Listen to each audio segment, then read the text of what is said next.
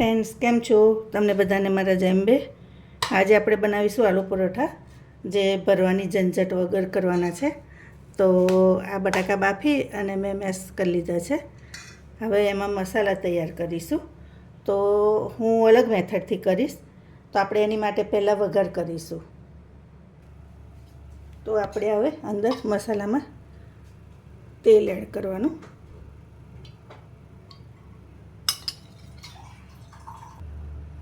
હવે તેલ થઈ ગયું છે તો થોડુંક જીરું એડ કરી દેવાનું.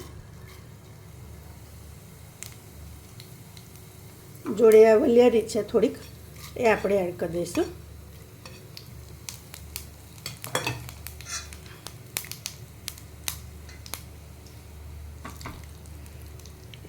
એ થાય એટલે લીલા મરચાં એડ કરી દેવાના.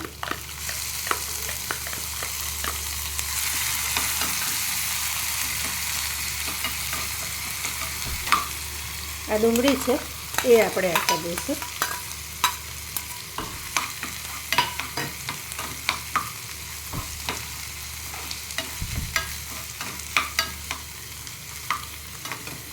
હવે આને સેટ થવા દઈશું.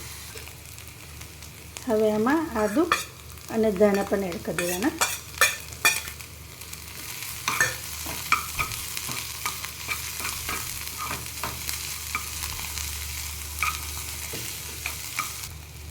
આટલું મીઠું એડ કરી દેવાનું મસાલા પૂરતું.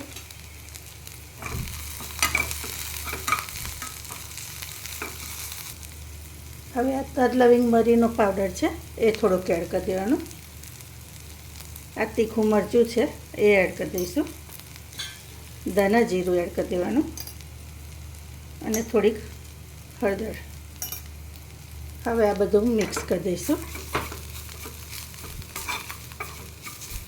હવે ગેસ બંધ કરી દઈશું. હવે આ મસાલો આમાં એડ કરી દઈશું.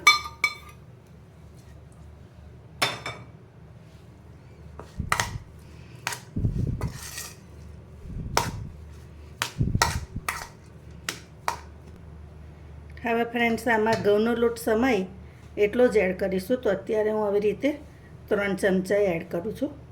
પછી મને એવું લાગશે કે આમાં નાખવું છે તો નાખીશ.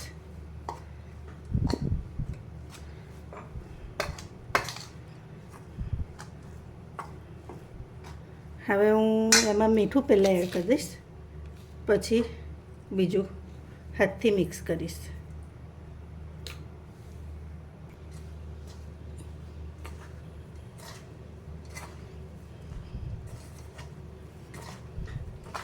આવી રીતે બધું ભેગું કરી લેવાનું. આમાં પાણીની બિલકુલ જરૂર નહીં પડે. આમાં તમે આમચૂર પાવડર નાખવા માગો તો નાખી શકો છો, પણ હું નહીં એડ કરું હતી.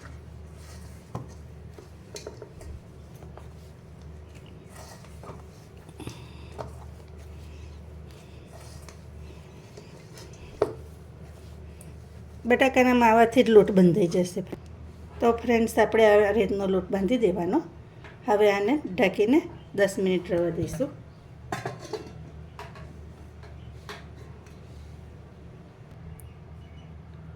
તો ફ્રેન્ડ્સ, થઈ ગયું છે. હવે આપણે એને વણી લઈશું.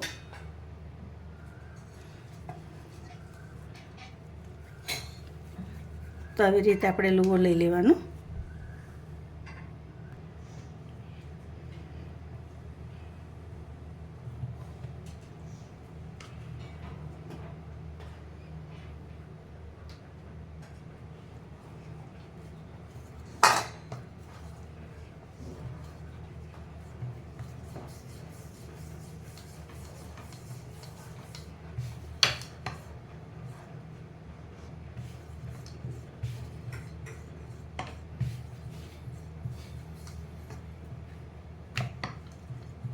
તમને જેટલો જાડો પાતળો જેવો ગમે એવી રીતે કરી લેવાનો. તો આવી રીતે મેં વણી લીધો છે, તમે જોઈ શકો છો. હવે તાવડી મૂકી દીધી છે તપ્પા. તો હવે આપણે શેકી લઈશું.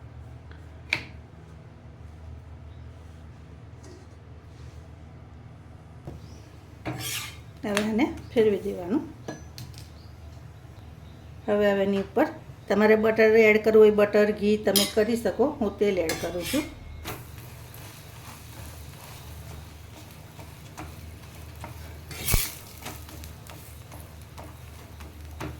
આવી રીતે બંને સાઈડ શેકી લેવાનું. આ પરોઠા ફ્રેન્ડ્સ ખૂબ સરસ લાગે છે. તમે આ રીતે એકવાર કરી જોજો. આવી રીતે હું બીજો પણ શેકી લઈશ.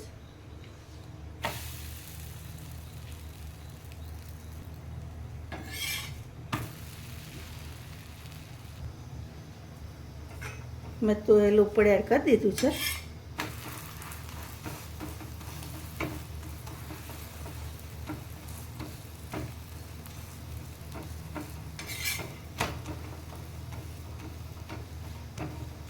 આવી રીતે બંને બાજુ સરસ શેકી લેવાનું.